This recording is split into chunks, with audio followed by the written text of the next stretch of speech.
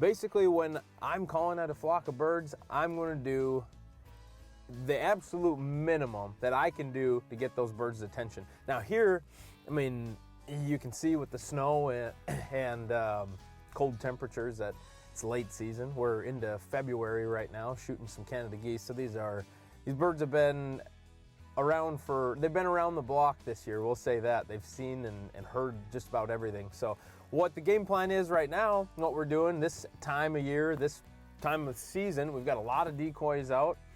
What kind of decoys?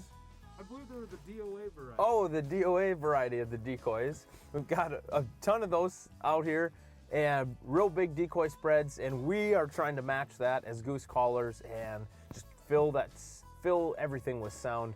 And the birds are not always coming right over this field. They might be a quarter mile away or half a mile away, so we're doing whatever we can with flags and calls to try to get their attention. And then as the birds get closer, then we start being more realistic with our notes and with our sounds and add a little bit more realism and a little more goosey tone to the calling versus just a wall of sound and crazy, obnoxious, fast garbage that we pretty much just use just to get their attention. So one thing that I like to do when I'm calling at a flock of geese is I'll try, some of the real basic notes, so like a cluck, moan sequence, and see what the flock of birds is doing. And if they're kind of just sliding by, not really paying attention to you, I'll probably pick that up a little bit and throw something sharper, faster at them, some spit notes and quick spits, and mix that in there and see if that high-pitched sound is going to trigger any one of those birds and pique their attention,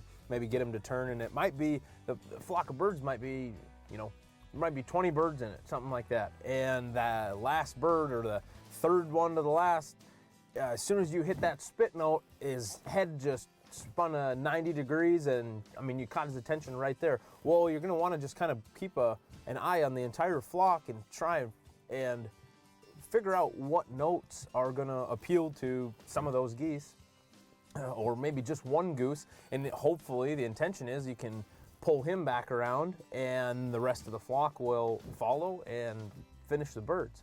So really, calling geese, I like to dumb it down, give them as little as possible, find out what's going to work, and then if I find a note that works, today it's the quick spit.